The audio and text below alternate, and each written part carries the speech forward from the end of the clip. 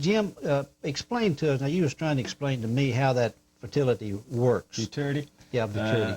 Well, BJ, what a futurity is, it's a race for 2-year-olds, and of course the owners pay in fees so that they may compete with one another in this type race. And of course, usually you enter that race a year before or when the horse is a yearling. And of course, then you run the race the following year. And well, Jim, do you have to work your way up to the starting? Well, in a quarter horse, you start, generally speaking, you start the horse at a shorter distance. In other words, you run horses at 220, 250, 300, 330, 350, 400, and 440. And of course, this particular futurity was a $173,000 futurity. And what you do then, you have 4 different legs, we call 4 different distances that you run at, compete in. And of course, the first distance being 350 yards, and they run that earlier in the year. They run it around, it's in May, early May.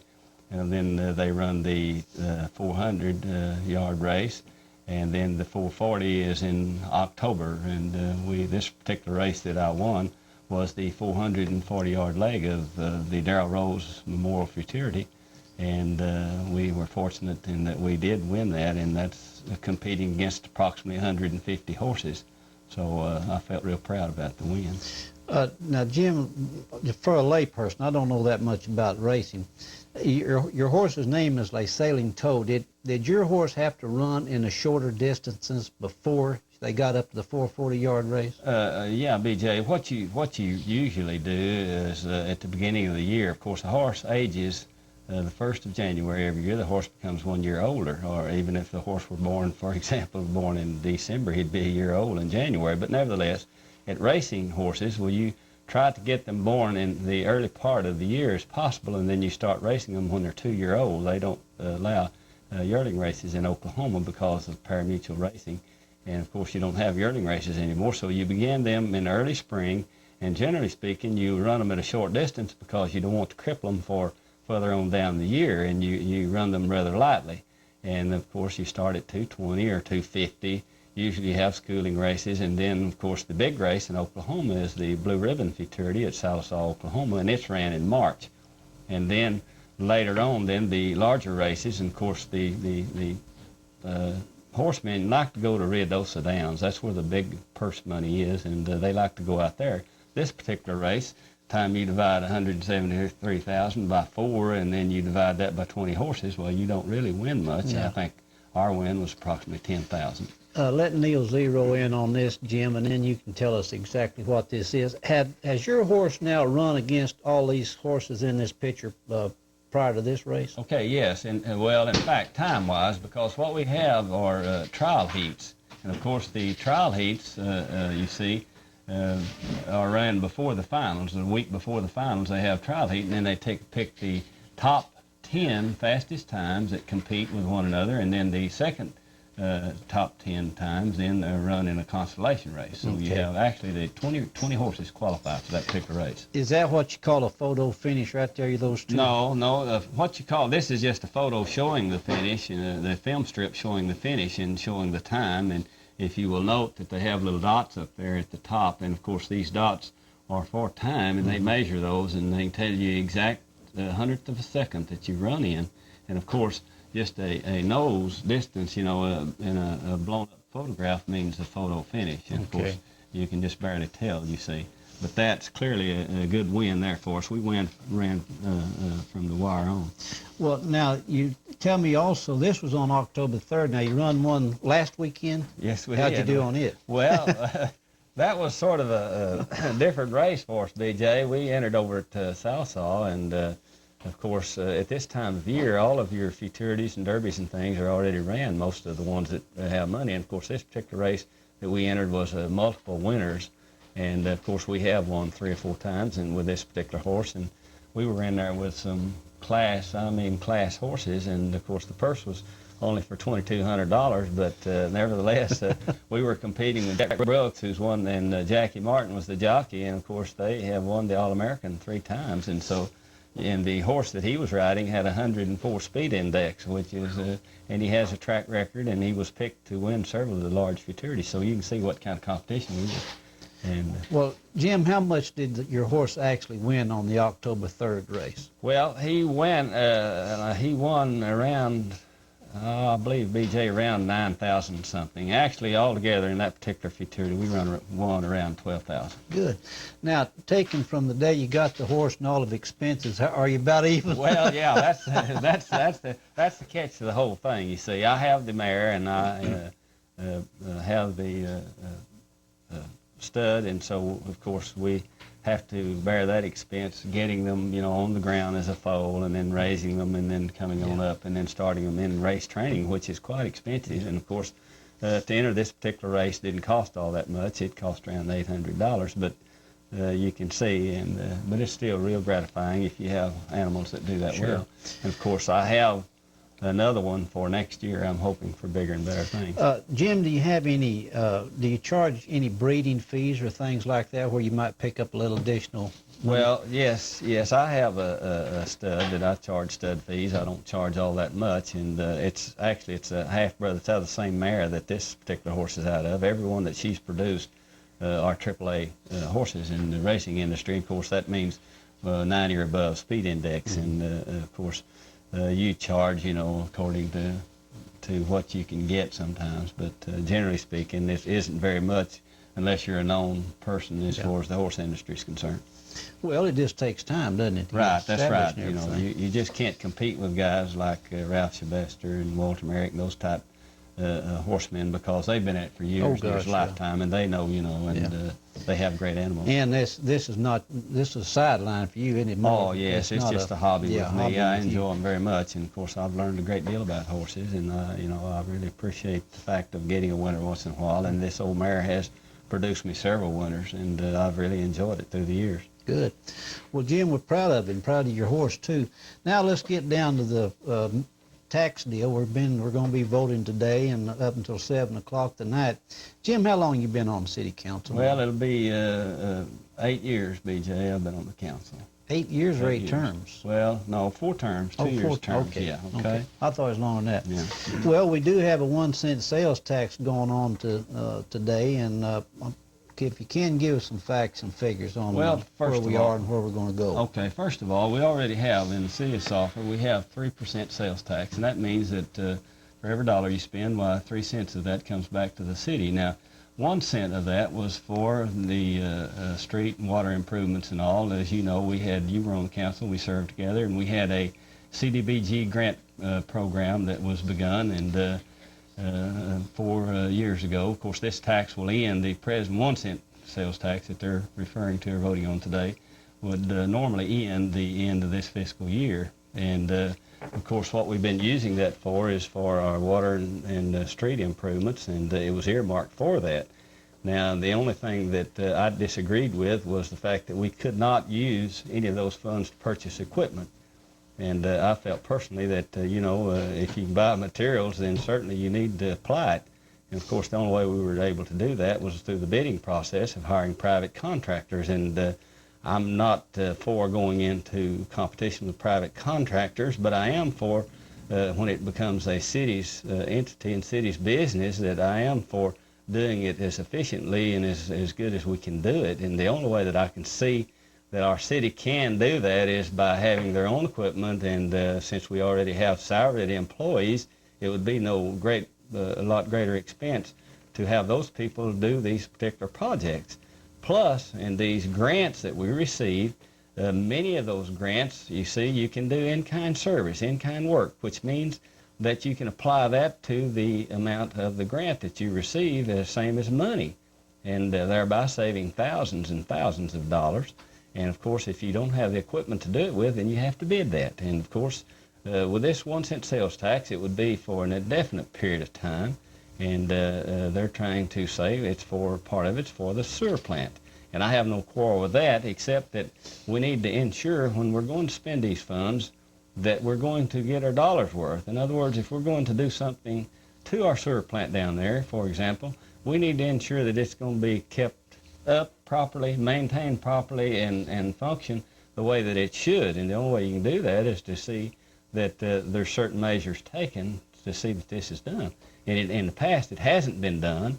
And as a matter of fact, they haven't been running tests down there on the effluent coming through that plant for the past year. And if you can't tell me, it's like testing a person for something wrong with their health. There's no way of testing the inside of you unless you draw blood or take x-rays or other means and measures, and that's the same as that plant. The only way that you can do until it's operating properly or what it is doing is by testing.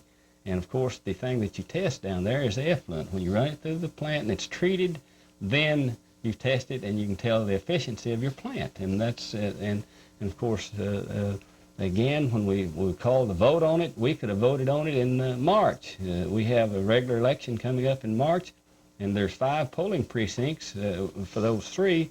The way it is today, there's 7, so we would have had only extra expense of 2 more polling places in March, as opposed to now bearing the expense of having to hold it in 7 places. And so from that standpoint, I was opposed to presenting it to the people. Again, BJ, they say a sales tax is the only fair way. Well, I disagree with this. If you're a salaried working person, for example, every dollar that you spend, or for example, if you make $500 a month, 1% of that would be $5.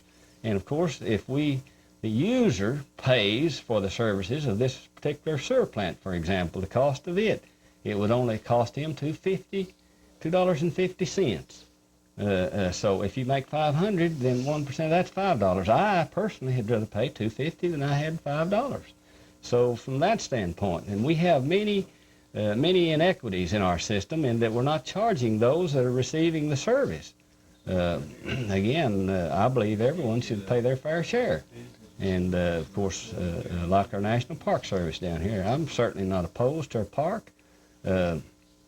It's my feeling that everyone should pay their fair share. Well, for example, the park did sewer lines and all down there, and they gave those to the city. Well, the only thing that they gave us would be the upkeep, so it's going to cost us to keep those up. And whenever there's a breakdown or malfunction of some way in our sewer system down there, then we're going to have to pay for that repair.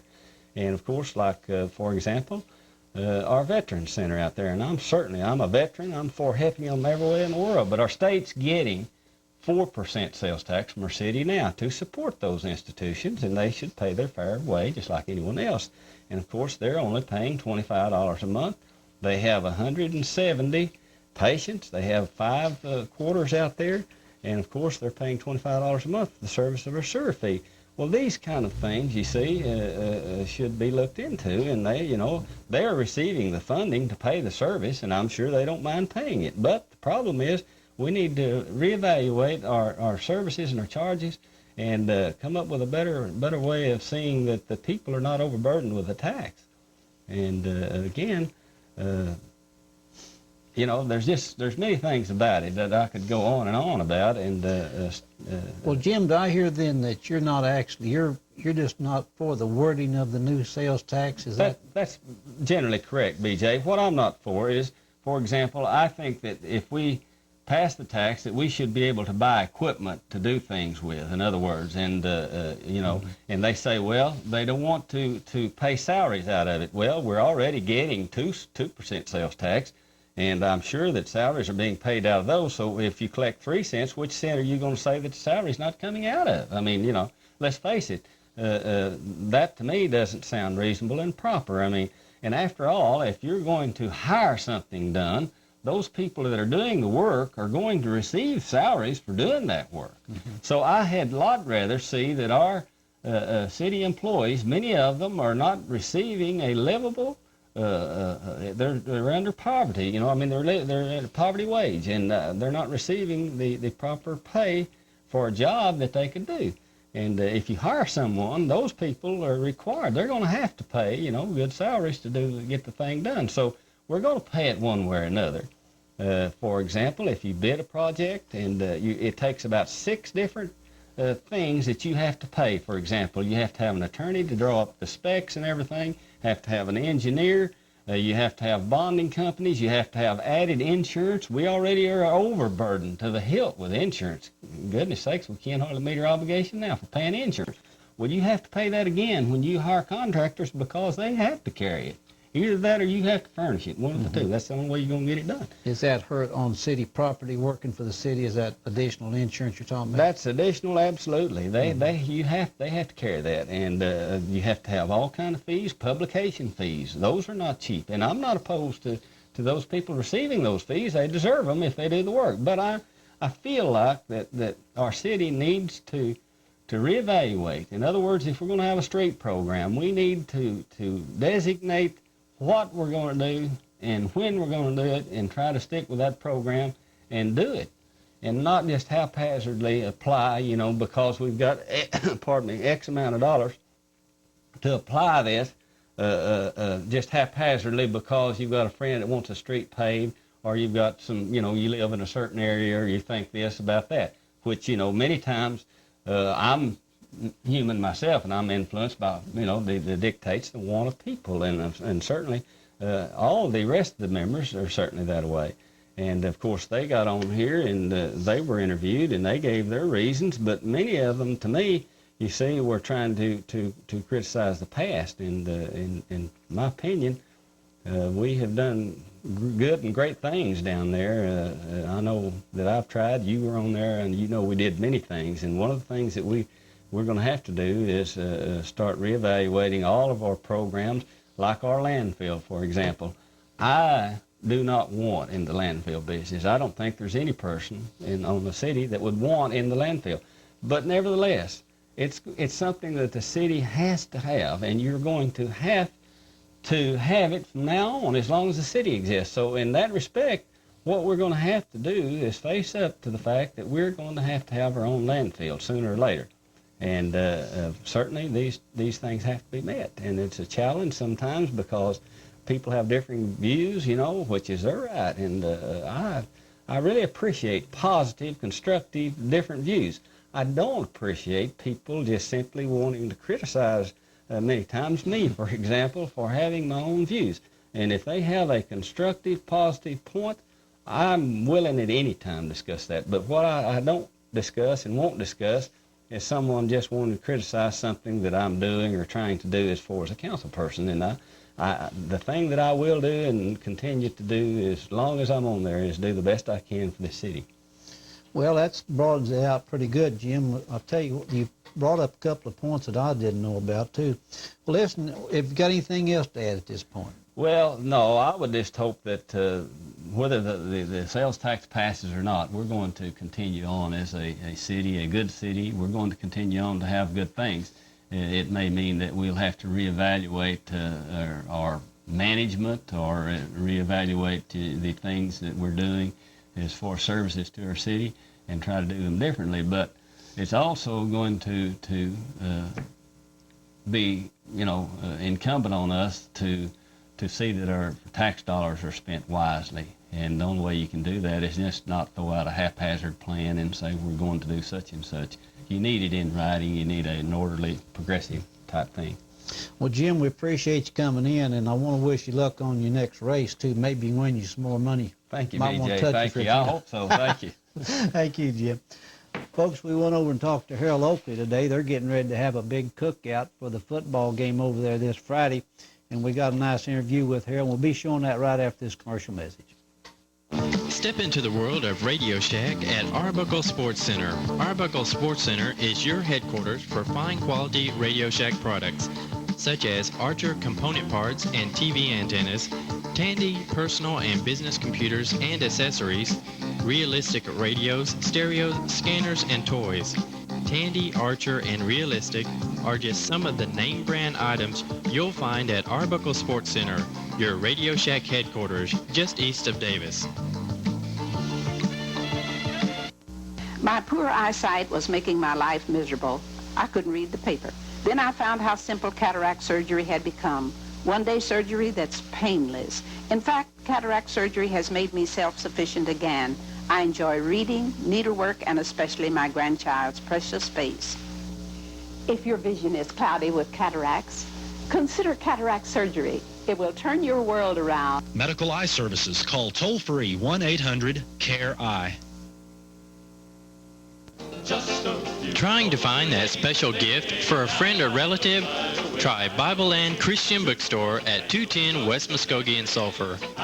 We have a store full of ideas, such as games, songbooks, leather Bibles, many Christian books covering a wide array of topics, background soundtracks, jewelry, and plaques. Right here at Bible Land Christian Bookstore in Sulphur. Folks are going to break out their famous hamburger cooker for Friday night right before the Colgate game over at the City Hall there in Davis. We went over and talked to Harold Oakley. He's going to be helping that night with the hamburger. So let's watch that interview at this time.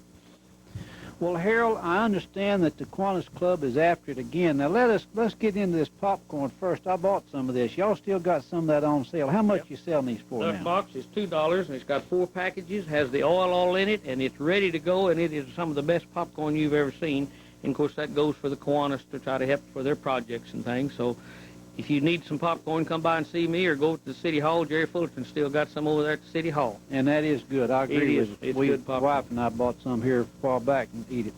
Well, now, listen, I understand that the Kiwanis Club's got another little project coming up, and it's just been decided, hasn't it? Yes, right after the last Friday's meeting, we're a little bit desperate for finances right now, and so Pete Bird and Buck Wilson and Richard McKee and Jerry Birch, Harold Oakley, we've got together and talking about it, and they decided all of a sudden that if we won last Friday, of which we did win, we're going to have a hamburger fry this coming Friday night, or Friday afternoon, starting at 3:30, right over here by the marquee, right there by the City Hall.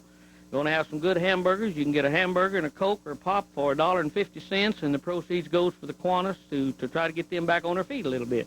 We've been taking on our Key Club is going great guns, and we've got Mr. Payne that is in charge of the Key Club, and Bill Jameson, our new president, has really been pushing this project, this little Key Clubs, and they helped us with our, adopt the highway, and they made about $400 out here with their, I believe it's $200 with their jail deal at our carnival.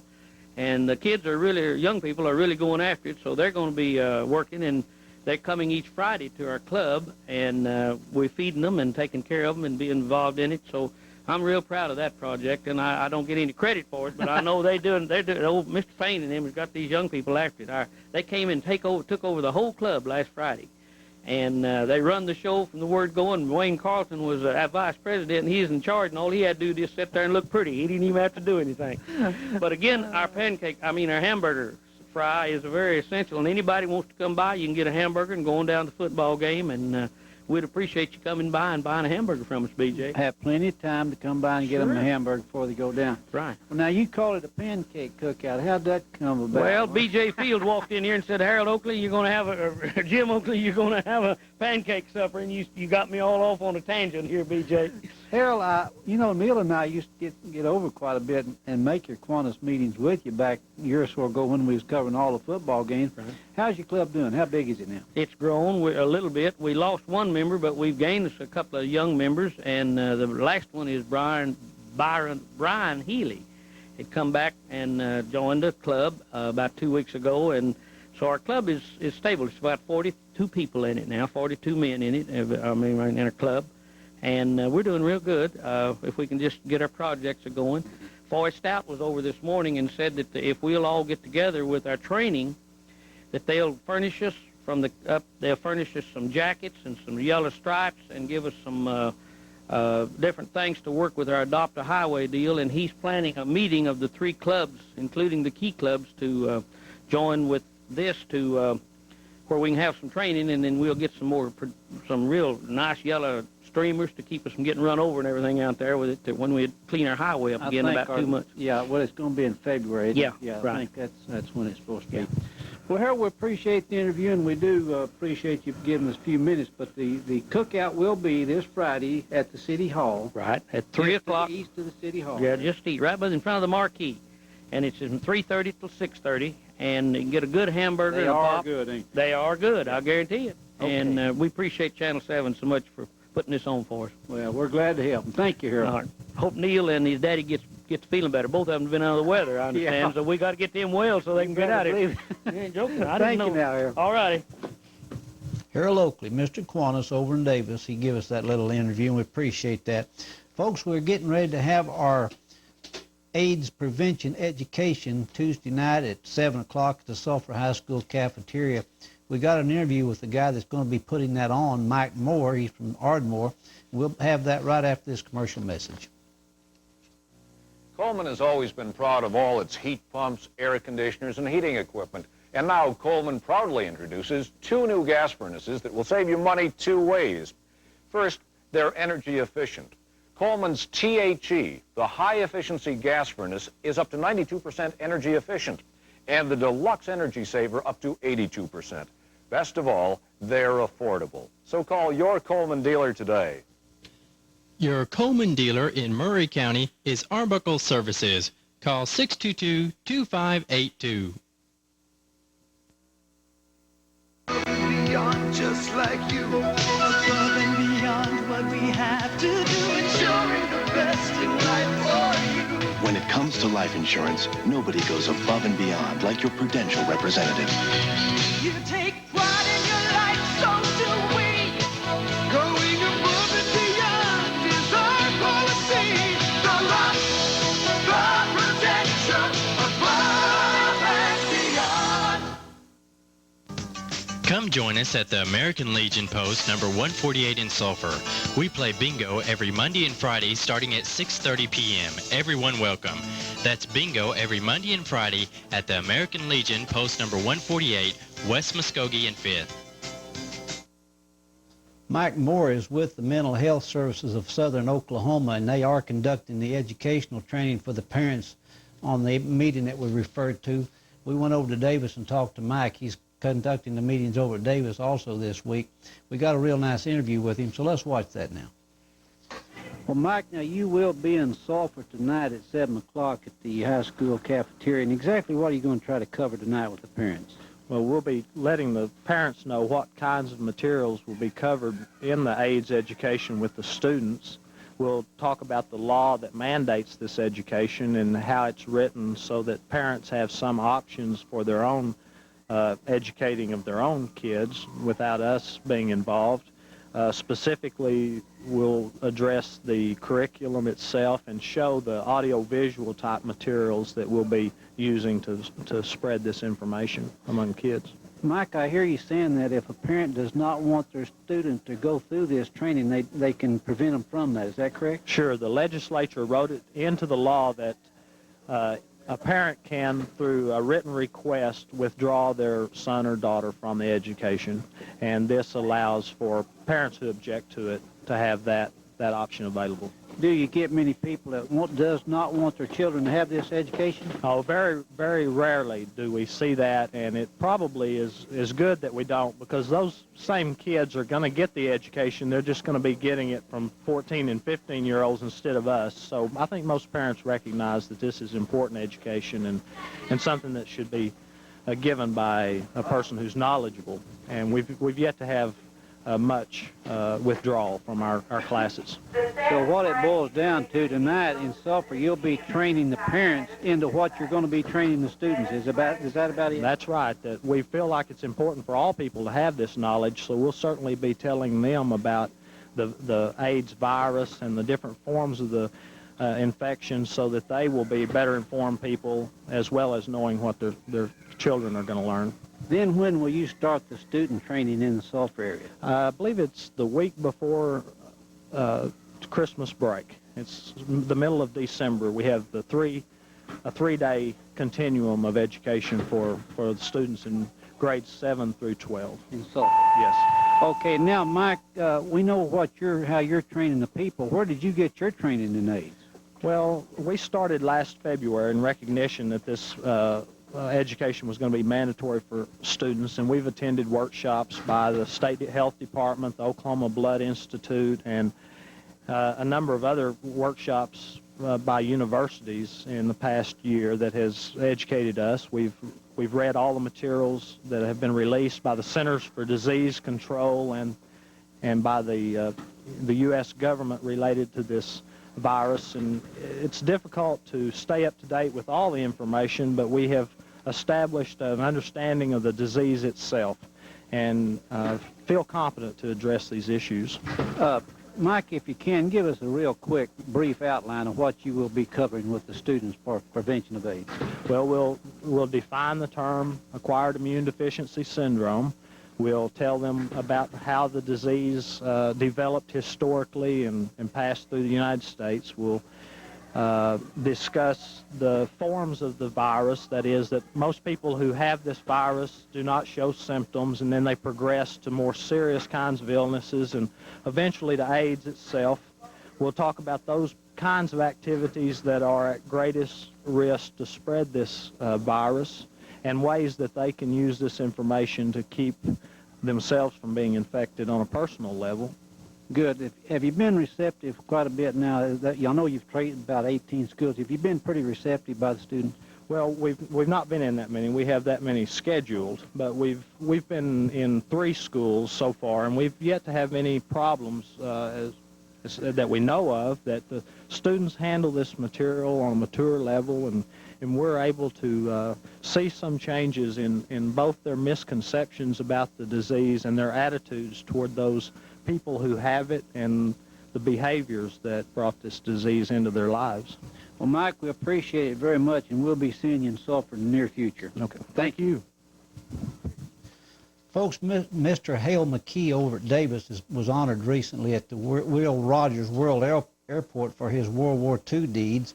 He was given awards by General Young, the commanding officer of the Oklahoma Air National Guard. Mr. McKee was a POW, and he escaped. He was wounded 3 times, and he was also at the Battle of the Bulge with Patton and his group. We've got quite a bit of shots of the ceremony, so we're going to close our newscast with some shots of that at Tinker Field Air Force Base that Mr. McKee was involved in. Yeah, Will Rogers World Airport just here recently.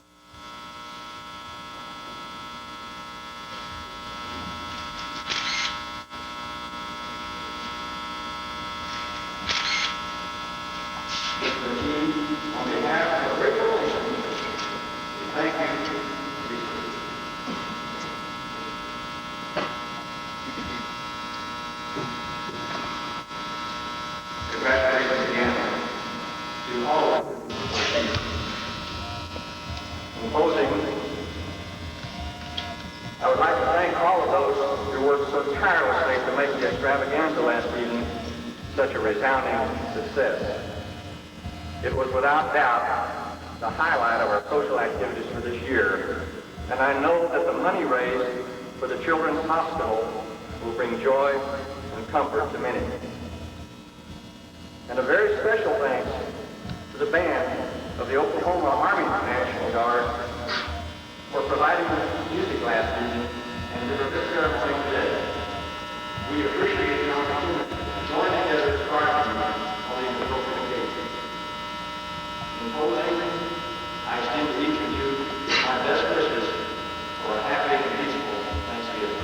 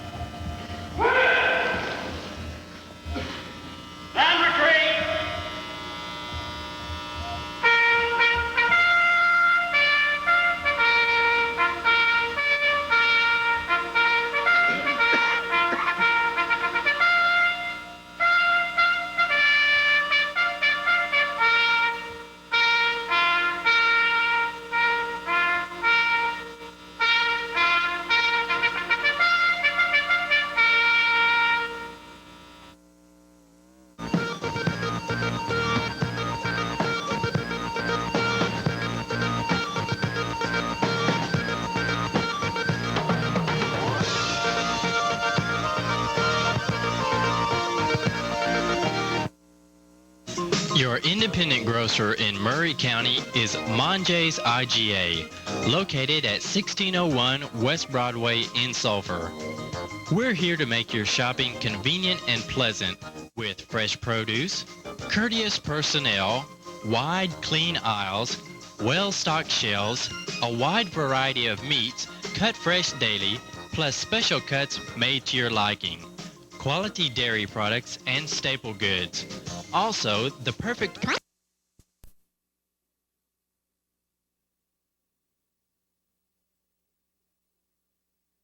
partly, or she's mainly responsible for this, from the Davis News over there. Margaret made contact with a gentleman. There's Tony Shebeck, Chamber, and Margaret and myself is the only three that's met the man, so no one in town knows who he is. And he's going to give us some real good positive things that we can do.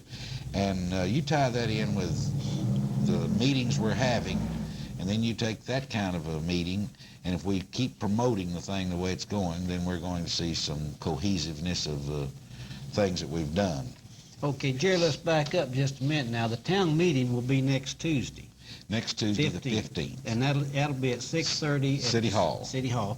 And then on the 17th, you got your seminar with Which Minnie. will be 17th over at the American Legion building at 6:30. And then also, we've got a prayer breakfast that the Baptist Church is putting on the 19th, isn't it? Right, the 19th.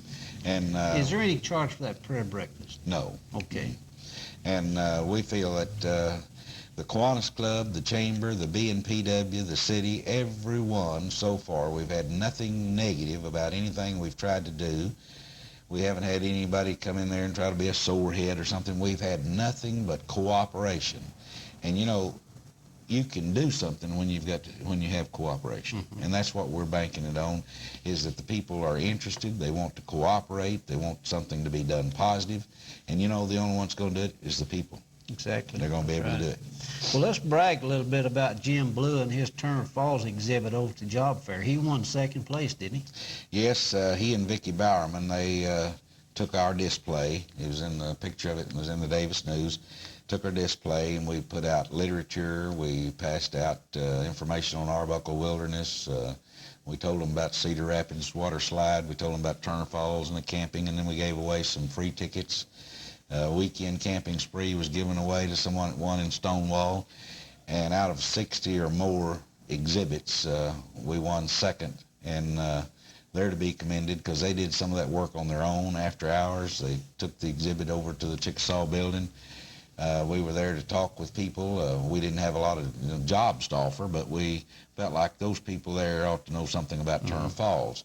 And we're also going to attend another one that's down at the, before long, it's going to be at Thackerville, where the people come into the state there at the tourism office. We're going to set up a table there. We make the state fair, and we try to promote our area in this area. And we'd be more than happy to hand out anything on the Chickasaw Park if we had some information. And it looks like it's going to go real good. We have our church building completed down there. We have the little chapel. The little chapel. And you got your first wedding set. Let's tell everybody when that first wedding's going. First wedding's going to be April 18th, and it's going to be at noon. People from Oklahoma City called and wanted to use the chapel. They'll be the very first ones, and Gordon Oglesby's going to perform the ceremony, and we're real enthused about that. We have our little train painted. We made a trip through there, and I promised Ron Reed that he wouldn't have to walk back. If he can go down the track, he won't have to. So we hope that the Kiwanis, week after next, will have their picnic down there at noon and look at some of these facilities we have. We're getting lots and lots of calls. We're getting probably 60 calls a day now about cabins, the area, and what is there to do in this area. And so it looks like we're going to have a great summer for tourism if we can get the bridge open. Yeah, well, go ahead and tell me about it. I was going to ask you later on anyway. Go ahead and tell us what you know about it. The bridge, the floor of the bridge has been poured, and of course we've told people that they promised us that they would get it open by April the 15th. They are going to have the floor. It's poured by April the 15th, but of course has to have some curing time, and they have some side walls to go. And BJ, they haven't given me this date, but realistically it looks like it'll be May 1. But we still appreciate that because when we started they weren't going to do anything at all.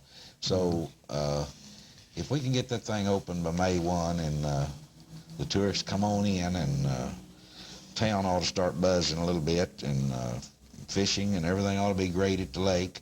But I tell you what I'd like to caution the people in Murray County to do, not just Davis and Sulphur, but in Murray County. I'd caution them that what they should do, and honestly should do, is to make those people feel welcome when they walk in their stores, and make them feel like you're really glad that they're here. And I think if we'll take care of the tourists, we're not going to be, you take, let's say, just some of the communities like, say, Wilson, Oklahoma. why would their summer be any different than it's been now? Ours could be different because we have something to offer. And I think that we're going to have to pitch together, make these people feel welcome, give a few prizes. We have a motorcycle group coming that comes every year. We're giving some prizes away. We have 750 motorcycles coming. We have an antique car show that brings over 300 antique cars. We talk to those people. We talked to them just recently. We tell them we're glad they're there. They're going to participate in a city parade. We give some trophies. It doesn't cost much to give the key to the city to somebody that's spearheading that type of operation. So we have, from the bluegrass on, we have some pretty big days that's going to generate several thousand folks. Plus, of course, we're always happy to have the Falls Creek people. Yeah, you know, I was talking to Jack Lanahan about that, those bicyclists now, the motorcycle group. They are not the Hells Angels type people. No. These are good people. They said they did not write one ticket last year when they come in. They had about between 600 and 700 people. These that we have, once in a while there'll be a group try to join them up and down the road. But these that we have, they're professional people. They have nice machines. They spend lots of money. That's quite a hobby for them. And you know, in order to have a good life, everybody has to have something they enjoy. And that's the thing, that motorcycle riding. I can't ride a motorcycle. I don't want to ride a motorcycle. I don't either. But the point being, they do, and they enjoy it, and they spend lots of money doing it, so we might as well have them in our area. Well, Jerry, tell me now, is the Reader's Digest going to do an article on Turner Falls this year? Is that? They have already done the article, and in fact, they've done several articles in the past. It's been several years ago. But they've done the article, and I read the article. They sent me a proof of it, and it's supposed to be published in May. The way I read it, it was either going to be April or May, but when I got the letter and when it talked about next month, it makes it appear like it's May. It could be in the April edition. I haven't seen April's edition of it, but there should be an article on Turner Falls. There was an editor, one of the editors here. I've talked with them twice from New York, and it may be like the bridge. I'd hate to say May when it may not be, but it'll be April or May, and Turner Falls gets lots of free publicity from the state, from the national. We've been in the National Geographic, the Duncan Banner newspaper, Lawton Constitution. These people, when they run their vacation editions, they never fail to get the picture of the falls. And last night there was a picture of the falls, and if they watch the channel on Nashville Sound, I believe it is, Nashville Sound, they had a little song, put the falls back in Wichita Falls or something. Well, they had to come up there and shoot the Turner Falls in order to have a picture for their video. So their video had Turner Falls in it last night. Well, get back to the Reader's Digest. Is it just a short story on? Short story, yes. Okay. Telling where it is and where, if anyone wants to write or know more information. Does it give any history on it? History of the falls. Okay. And just, I imagine it'll be probably a 2-page thing that they send us a proof to see if there's any errors that we would disagree with, and there wasn't. So it looks like everything's going to be work out good for the tourist. But That's great. I just want to tell Sulphur and Davis we better take care of the tourists. You better believe it. That'd be a good lifeline. What come out of the last SOTA meeting, Jerry? Is there any news coming out of there? SOTA meeting, of course, we have a new director, an executive director, which is no stranger. His name's Milton Murphy. He's been in private consulting work. He's done most of Davis's consulting for the last 10 years. Milton has been named the executive director. He's working real hard. He's gone back with a SOTA newsletter that they quit. He's gone back to trying to put all 10 counties together and helping each of them. They're studying an insurance proposition now that looks very good. If you take the 10 counties, the county commissioners and the cities, and it's a type of an insurance thing that if they have a combined insurer, that we might possibly can save several $1 million in this 10-county area. In fact, we spend $5 million for insurance coverage in the 10-county area, and the way it looks, we could go to about $1.25 million instead of $5 million premiums, about $1.25 million, and could have some of the same coverage, and all the towns might participate in that. Milton has worked well with the board. He was selected out of some 10 candidates or more, and they have their meeting April 17th at 10 a.m. in the morning is going to be the SOTA regular and monthly meeting, and they've also helped promote City of Davis. They've helped promote the project we have with Herb Manning coming the 17th, and soda is, a lot of people's never, we need to have a program. Let me get Milton Murphy and sometime come up. People in our community really, they thought a long time that our solid waste was a soda deal. Yeah, I know. They thought soda had money they give you. Soda is a 10-county organization. We need to get Milton up here, and let's just sit down here and let people in our county know what soda really is. Good idea. You know, our state's divided up into districts, sub-districts and districts, and about 10 counties is in a district, and they name it Southern Oklahoma Development District, which means it aids small cities like Milburn and Ravia and Mill Creek, places where they do not have any city managers. They'll help them fill out government forms, federal forms. They give them information on state law. They help them on their water, sewage, and whatnot. They're a planning, the word planning district is a key to it. We have Kiddo as one group, and we have over at Duncan, we have another group that's called Kellogg, I believe it is. Those names are coined by like Eastern Oklahoma Development District and Southern Oklahoma Development District. And we have a membership in that thing, and we have people from each city council, each conservation district, county, schools that can be represented, and they have a meeting in Ardmore, and it's a planning district, what it is. And you know, now that you're talking about that insurance for this soda, this 10-county area, we would not be with the Tulsa County and Oklahoma County, and would we? We'd be down here where it'd be a little bit cheaper anyway. We'd pay into this, and our money would be invested, and our claims would be handled directly through the organization, the trust that SODA set up, and this is the way it would operate. Insurance is going to have some alterations. You know, my brother and I are in the insurance business too, and we understand both sides of the thing. But it's going to have some alterations. For instance, I was reading in Amusement Magazine this week sometime where there were 5 circuses went broke this year. That out of an $8 ticket to go to the circus, take the kids to the circus, out of an $8 ticket, $5.15 went to the insurance company. They can't insure them. They can't even get insurance. We have places, for instance, the Bell Park in Tulsa. That's an old park, an amusement park in Tulsa. It's been operating for years and years. They're not operating yet. They're waiting another month. Their insurance is over $100,000, that little amusement park. It's a doing away with things like that. And you take Six Flags or self-insured in some of those places.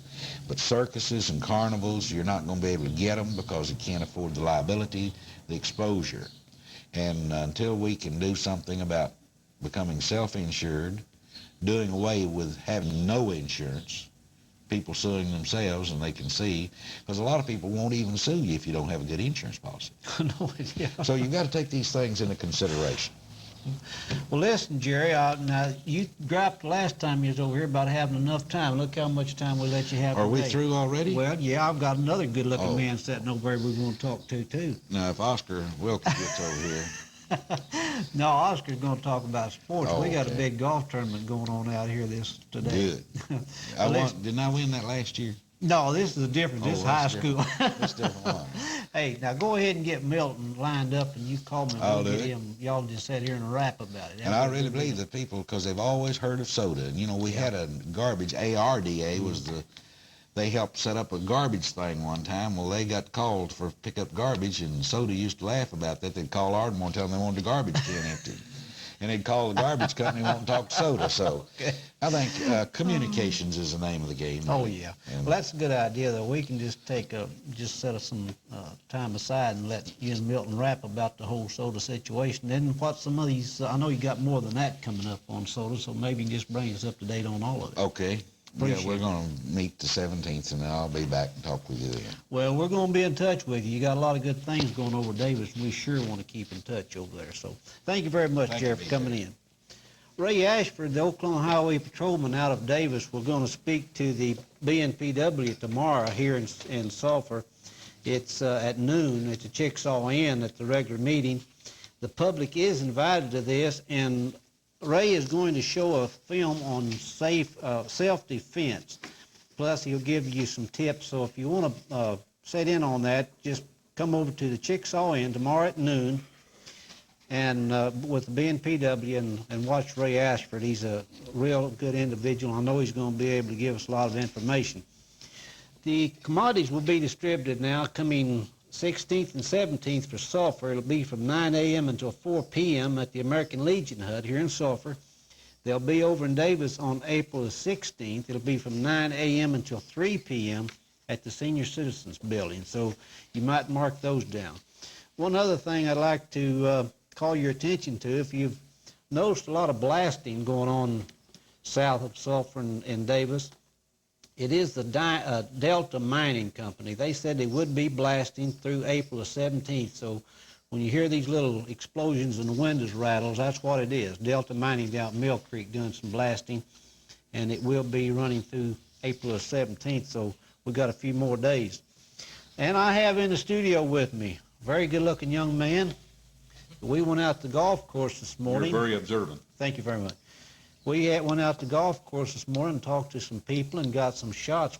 We want to show some of those shots of those guys playing. That'd give you some pointers, didn't it, Big O? Oh, man, it did. And, hey, this is the 10th annual Sulphur High School Golf Tournament, I understand, and we've got 14 teams, 14 five-man teams out there that are competing right now, and they include Sulphur, Ada, Ida Bell, Seminole, Durant, Lindsay, Anadarko, Plainview, Pauls Valley, Wynnewood, Purcell, Tishomingo, Lexington, and also another team. We got two out there from Sulphur, Sulphur B team. They're all five-man teams, and we did get word from Carson Hollis out there a moment ago that the first 9 is in and counted. They've got them flighted now, and Sulphur is leading in that golf tournament with a score of 150. Now, if you got 5 men on the team, Beej, that would indicate that the five men on the team have to average shooting 30. That's good.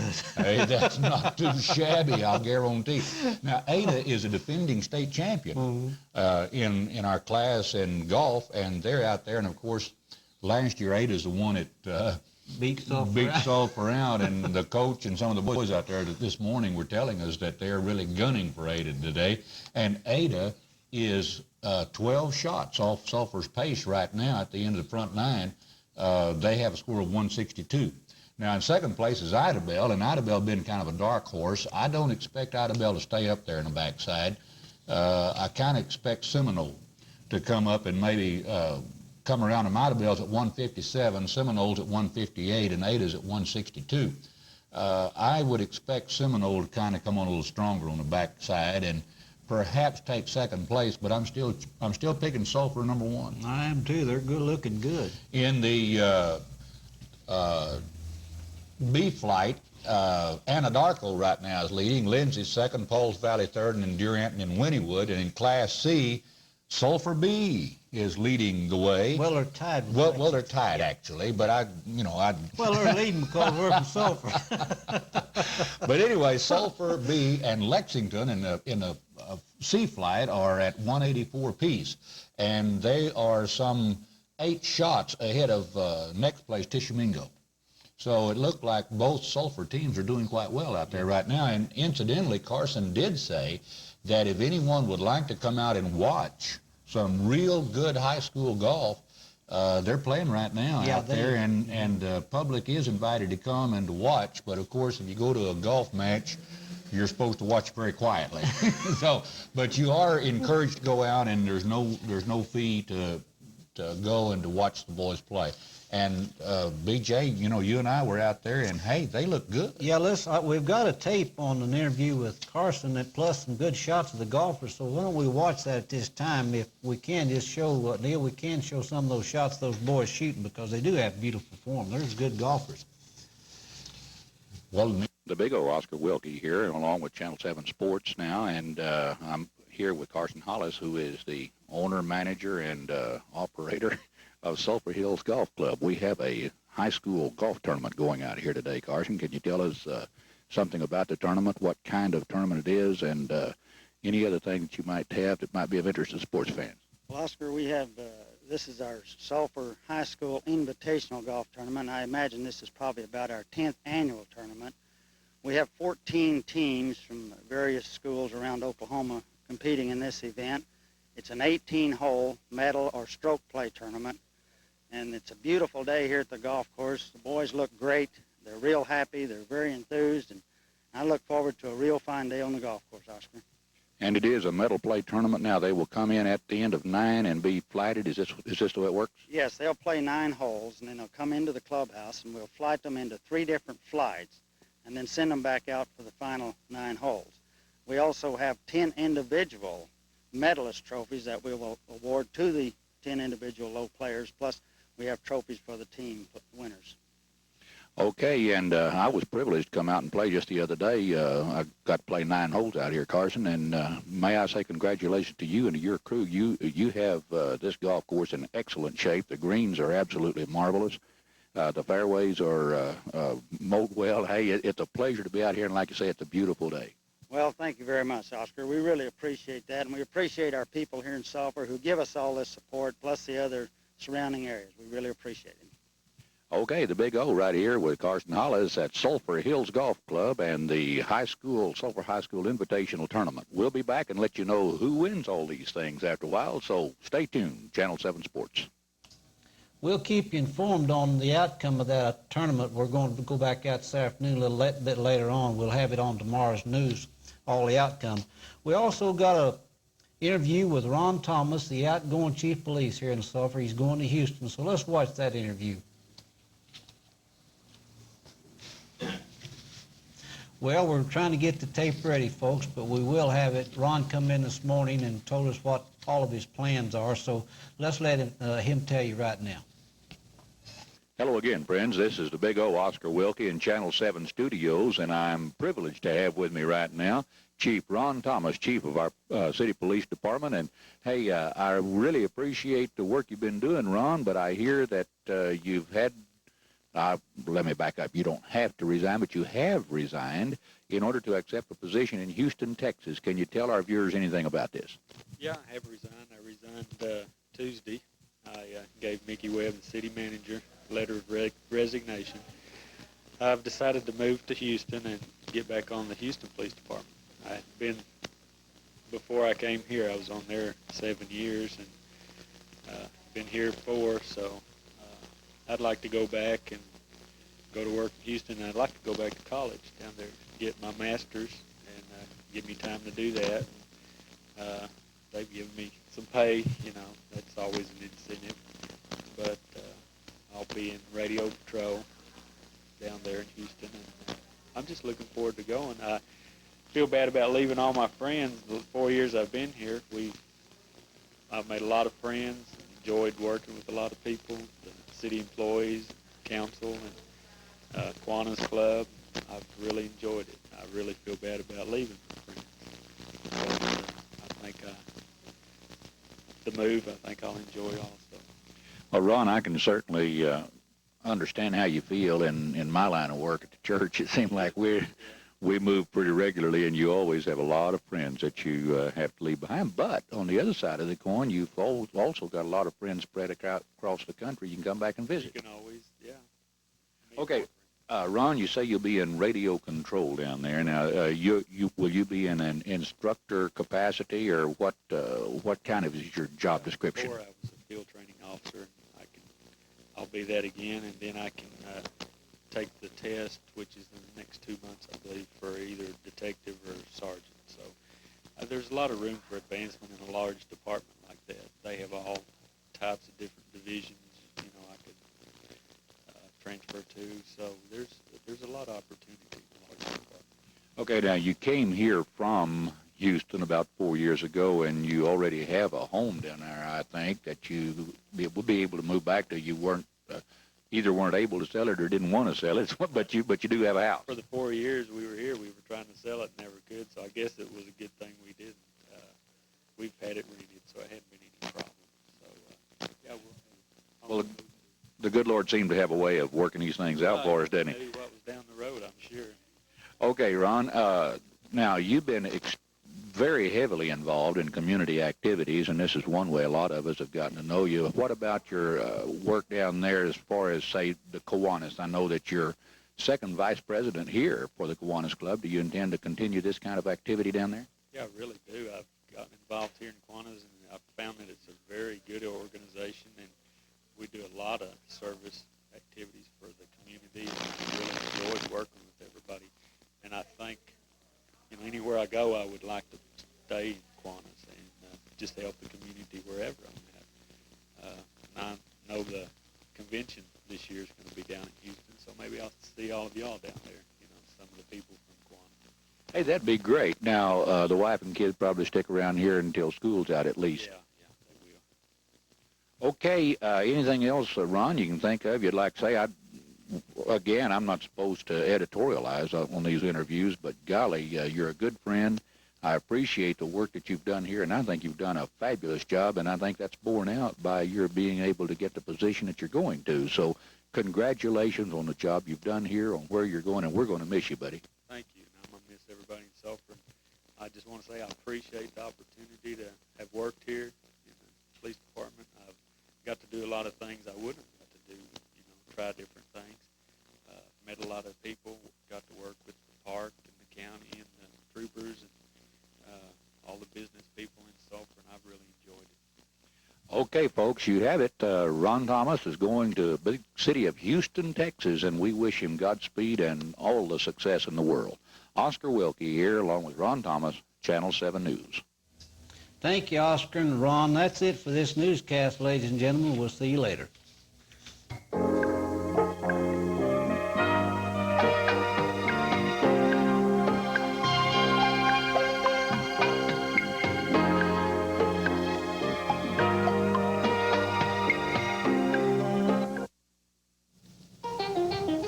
Efficient communication at the lowest price possible.